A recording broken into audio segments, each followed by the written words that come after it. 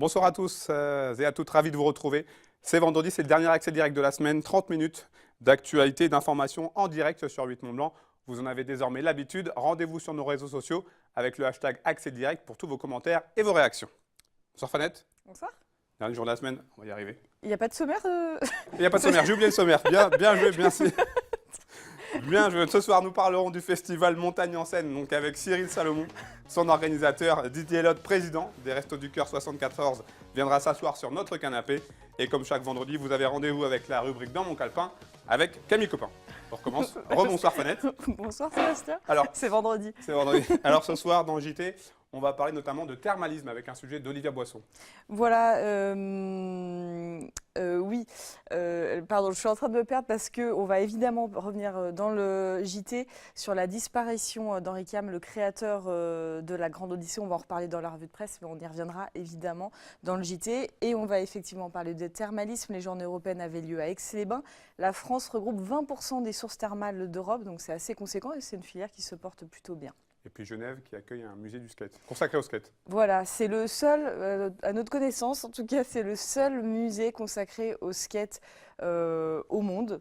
Donc c'est un collectionneur acharné qui tient cet endroit assez atypique. C'est une caverne d'Ali Baba assez incroyable, les images sont très chouettes. C'est un reportage, une rencontre proposée par Jean-Paul Crespi.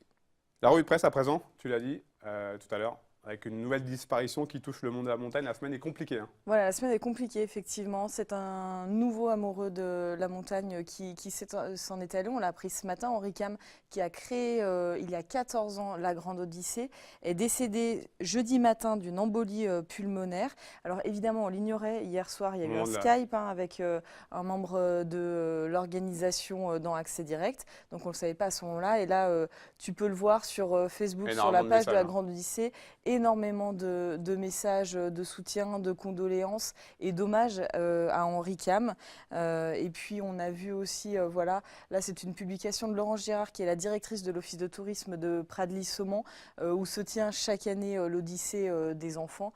Donc ça va laisser un grand vide. Annabelle Cam, qui est la fille d'Henri et qui est chargée de la communication, a envoyé un communiqué aujourd'hui pour dire que l'événement qui aura bien lieu, l'édition 2015, elle commencera le 13 janvier prochain et évidemment un hommage sera rendu.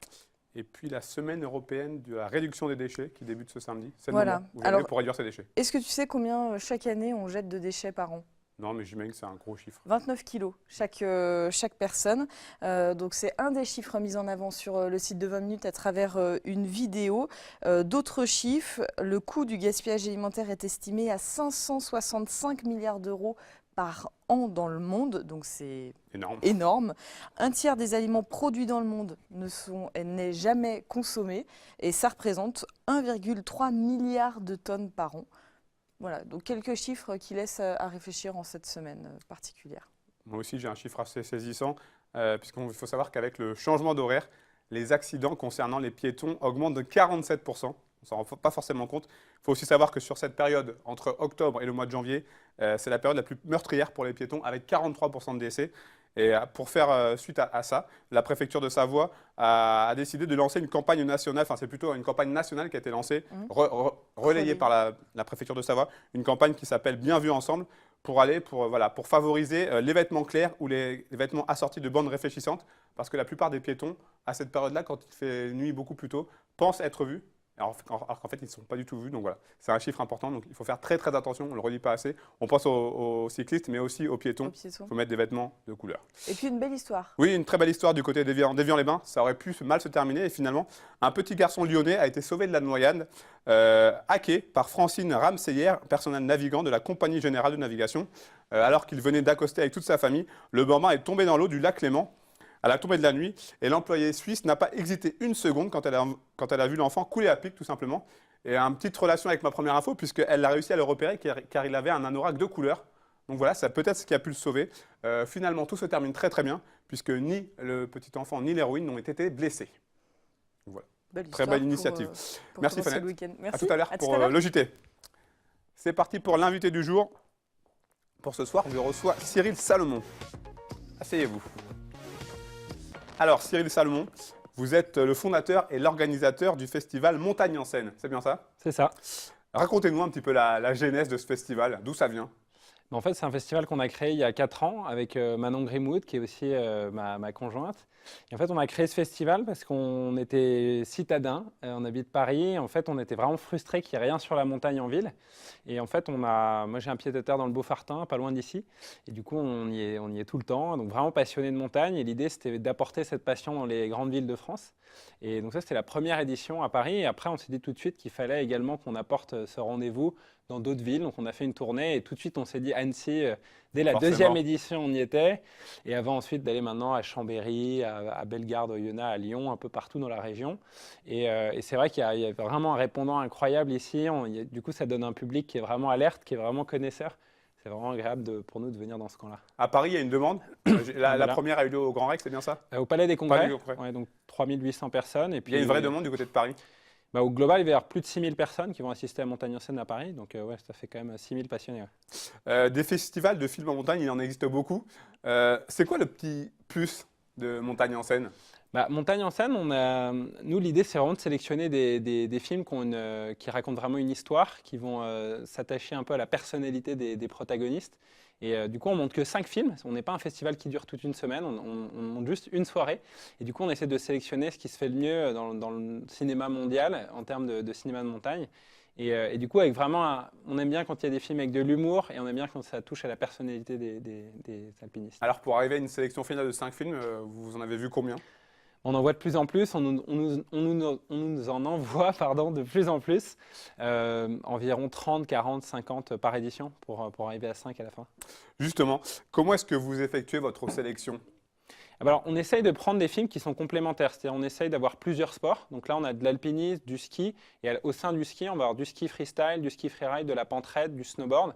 L'idée, c'est vraiment d'avoir une sélection complémentaire et puis de passer par différentes émotions également, donc avec de l'adrénaline, mais aussi de l'exploration. Cette année, on va en Grèce, par exemple, en Patagonie. L'idée, c'est de découvrir des choses, apprendre qu'on peut faire du super ski en Grèce, par exemple.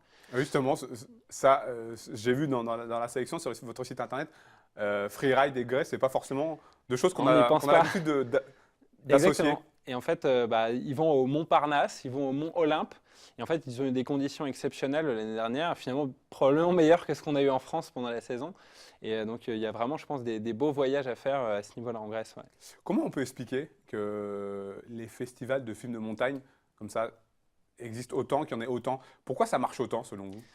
Je pense que quand on habite en ville, c'est un peu moins vrai à Annecy par exemple, mais quand on habite en ville, on a un vrai besoin d'évasion. Voilà, on est dans un environnement qui est quand même assez bétonné, assez urbain, et il y a beaucoup de passionnés de nature en fait qui habitent en ville, parce que pour y travailler, parce que pour plein de raisons, et en fait il y a quand même ce besoin d'évasion. Donc en fait, s'évader le temps d'une soirée, ça fait vraiment du bien.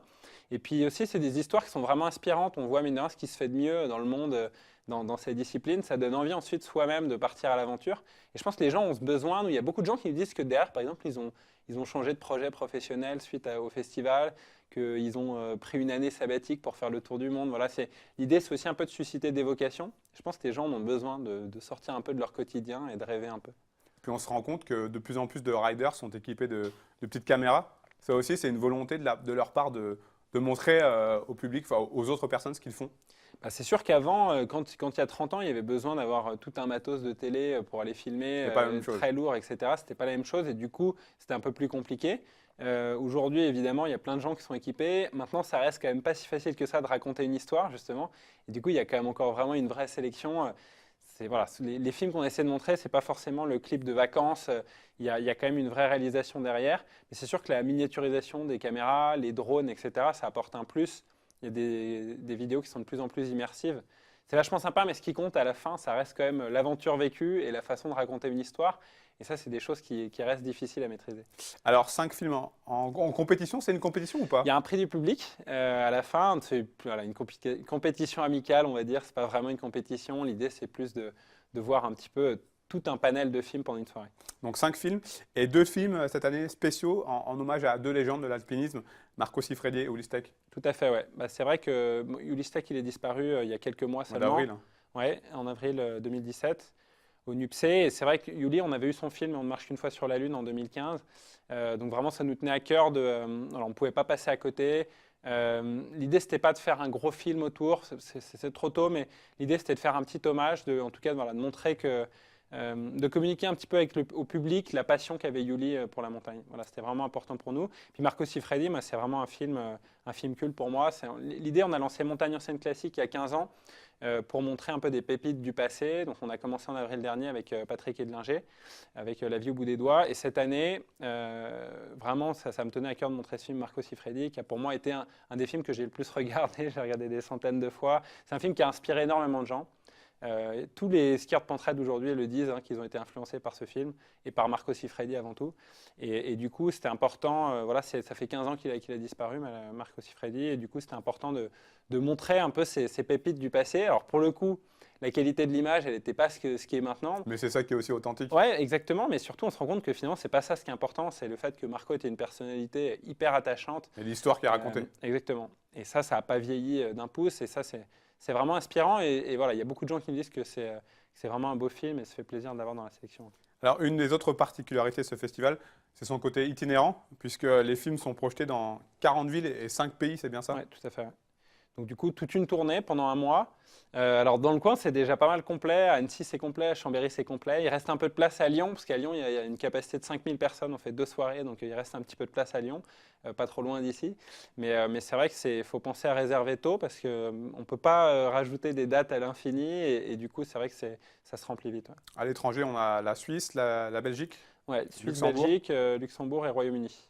Royaume-Uni, c'est Voilà, ouais. pareil, c'est pas forcément, on pense pas forcément à Ah cet bon? endroit-là. C'est vrai, je sais En pas. tout cas, moi. Quand on va en station, il y a quand même un sacré Oui. nombre d'Anglais dans le coin. Donc c'est vrai que nous, tout de suite, on savait que les Anglais, c'est quand même des gros passionnés de montagne, une vraie culture, une vieille tradition depuis plus de 100 ans. Donc du coup, on s'est dit voilà, qu'il y avait une demande et d'apporter justement, là, cette année particulièrement, on a beaucoup de films français dans la programmation.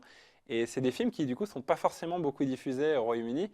Et donc nous, on apporte un petit peu notre petite touche française là-bas, on monte ces films-là. Souvent, ils voient des films américains, etc. Et nous, on importe un petit peu ces films français au Royaume-Uni.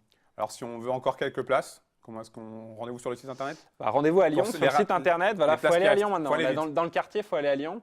Dans le coin, il faut aller à Lyon. Et il faut aller vite, il ne faut pas trop traîner, ça se remplit très très vite à chaque fois. Un dernier mot, un mot ou même une pensée pour résumer l'état d'esprit de ce festival, la montagne en scène. Il y a un premier mot qui vient à l'esprit, c'est l'aventure. C'est vraiment des hommes et des femmes qui n'ont rien de plus que nous. En fait, quand on les voit sur scène, ils ne sont pas plus costauds que nous, pas plus forts. Par contre, ils ont vraiment cette passion de l'aventure et c'est ce qui les pousse à aller à l'autre bout du monde et à faire des choses qui nous paraissent peut-être impossibles, mais en fait, qui à force de travail, etc., devient possible. Et du coup, c'est ça qui est inspirant, c'est de voir que chacun, à notre niveau, chacun de nous peut partir à l'aventure. Alors, ce ne sera peut-être pas à l'autre bout du monde, mais ce sera peut-être sur la montagne d'à côté. Mais c'est quelque chose qui est très épanouissant, de vivre des aventures pareilles. Merci beaucoup en tout cas, Cyril Salomon. Merci à vous. Et bonne continuation et puis Merci. longue vie à Montagne en scène. Merci beaucoup. À bientôt. Didier Lotte va prendre votre place sur ce canapé. Je vous en prie, Monsieur Lotte. Installez-vous. Vous Bonsoir. êtes le président des Restos du Cœur 74. Oui. Alors, je suis très heureux de vous recevoir, même si ça signifie qu'aujourd'hui, vous fonctionnez encore à plein régime. Et ça, ce n'est pas forcément bon signe. C'est vrai qu'aujourd'hui, nous avons terminé la campagne d'été qui a commencé au mois de mars. On a un week-end de repos et on recommence lundi la campagne d'hiver qui va durer jusqu'au mois de mars. En fait, campagne d'hiver qui est beaucoup plus lourde que la campagne d'été parce que nous avons beaucoup plus de bénéficiaires en hiver qu'en été. Donc, ça va être assez dur, je pense. 33e campagne des Restos du Cœur. Exactement. Depuis 1985, Coluche a créé effectivement les Restos du Cœur. Nous en sommes à la 33e fois campagne d'hiver que nous allons commencer lundi et ça fait quand même beaucoup déjà. Est-ce que c'est une période que vous appréhendez, la période hivernale? Bien sûr, parce que là, on a effectivement beaucoup plus de personnes qui viennent solliciter l'aide des Restos du Cœur. Et donc, c'est beaucoup plus lourd pour nous, effectivement, en termes de bénévoles, parce qu'on a 450 bénévoles sur le département qui vont travailler beaucoup plus que la campagne d'été, sur la campagne d'hiver, effectivement, pour répondre aux besoins des personnes qui sont démunies et qui ont besoin, effectivement, de l'aide alimentaire des Restos du Cœur, en fait. Alors, 450 bénévoles ici en Haute-Savoie. Par rapport aux autres antennes départementales, aux autres antennes régionales, qu'est-ce que ça représente? La Haute-Savoie est un petit département en termes d'associations départementales, parce qu'en fait, en France, il y a 118 associations départementales. Alors, vous me dire pourquoi? Parce qu'il y a 95 départements, il y a 118. Parce qu'il y a certains départements qui ont été obligés d'être coupés en 3, comme le Nord, par exemple, ou la Seine-Maritime, parce qu'il y a tellement de centres et tellement de demandeurs qu'on était obligé de couper les départements en 3. Donc la Haute-Savoie est un petit département, on n'a que 7 centres, alors qu'en moyenne, c'est à peu près 20 ou 25 centres dans chaque département, quoi, en fait. Donc c'est un petit département, la Haute-Savoie. Alors, à l'aube d'entamer cette campagne hivernale, c'est aussi l'occasion de faire un appel aux bénévoles. Voilà, aux bénévoles. On recherche toujours des bénévoles, surtout des bénévoles qui veulent prendre des responsabilités. Alors ça, le mot responsabilité, c'est quelque chose qui est très difficile chez les bénévoles. Et quand on parle de ça, on a un refus des bénévoles Pourquoi? de prendre Pour quelle des postes. raison? Je Ça sais fait pas. peur? Ça fait peur, je pense, oui. Donc on va peut-être changer le nom pour dire animateur ou choses comme ça, mais ça fait peur. Malheureusement, mais on a besoin, effectivement, on a des postes qui sont à pourvoir, effectivement, au sein des Restos du Cœur, qui, effectivement, sont indispensables. Et moi, je ne peux pas tout faire. Et donc j'ai besoin de personnes pour m'aider. Et malheureusement, on a vraiment du mal à trouver. On trouve des bénévoles pour faire de la distribution, pour faire de l'accueil, etc. Mais pour prendre des postes à responsabilité, c'est extrêmement difficile. Et j'en ai parlé avec des autres associations départementales, ils ont le même problème. Les associations amies comme la Croix-Rouge, etc., ils ont le même problème, etc. Donc c'est de plus en plus difficile de trouver des bénévoles qui veulent prendre des responsabilités. Alors, avec les fêtes de fin d'année, il y a aussi une autre opération, l'opération Paquet Cadeau, qui va avoir lieu dans les magasins. Absolument. Vous pouvez nous expliquer un petit peu en quoi ça consiste? Oui, oui, donc on va être à partir de la fin de ce mois déjà dans le courrier à la FNAC en fait, pour faire les paquets cadeaux et recevoir les dons des personnes qui nous demandent de faire les paquets, etc. Donc c'est quelque chose d'assez intéressant pour nous financièrement. Donc c'est quelque chose dont on ne peut pas se passer parce que bon, l'argent on en a besoin effectivement pour continuer nos missions. Et donc c'est très important. Donc on a effectivement la FNAC à Annecy, on aura la FNAC à Annemasse, on aura Cultura, enfin on aura pas mal de magasins en Haute-Savoie sur lesquels effectivement on fera les paquets cadeaux et pour lesquels on attend effectivement beaucoup de dons. Est-ce que vous avez une idée du nombre de repas que vos bénévoles ont servi en 2016? Alors en 2016, on est à peu près à 500 000 repas en fait, servis en fait. Et on a, bon, pour la campagne d'été par exemple dernière, donc sur les derniers 6 mois, on sert à peu près 4000 personnes sur la Haute-Savoie en fait. On a 4000 personnes qui dépendent de l'aide alimentaire des Restos du Cœur. Malheureusement, on imagine que pour les années à venir, cette tendance est à la hausse. Oui, je pense que sur l'hiver, déjà, on en aura à peu près 5000 parce qu'on en a beaucoup plus l'hiver. Mais ça va effectivement à la hausse, effectivement, ça, sans aucun doute. Est-ce qu'au fil des années, le profil des personnes que vous aidez a changé, a évolué?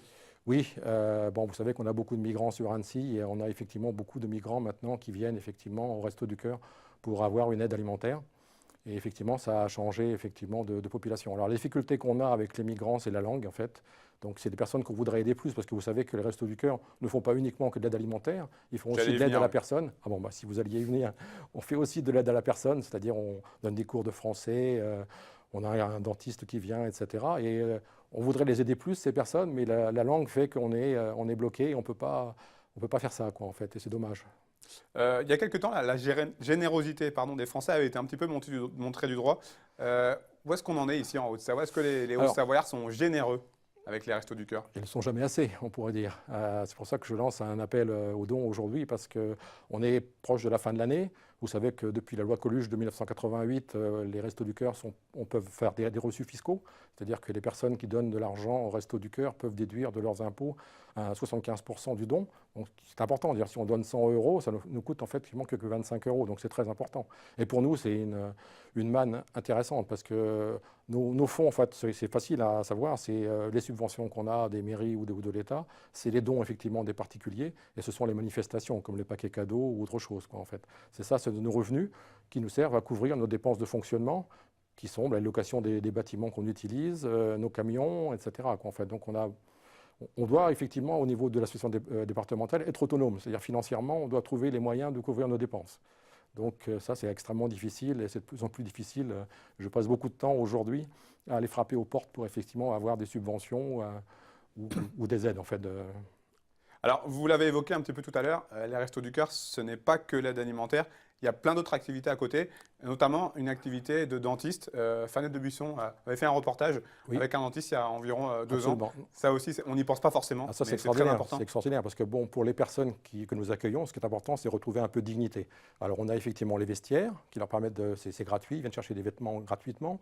On a le coiffeur et on a un collectif de dentistes qui vient effectivement le samedi, par exemple à Annecy, qui vient aussi à Cluse, qui effectivement soigne gratuitement les personnes accueillies. Et ça, c'est formidable. Je veux dire, quand on voit quelqu'un qui se fait soigner les dents et qui ressort avec un grand sourire, parce que maintenant il peut montrer ses dents, c'est quelque chose d'extraordinaire, en fait, c'est formidable. C'est une récompense pour nous, bénévoles, en disant, ben voilà, au moins on a fait quelque chose qui a servi.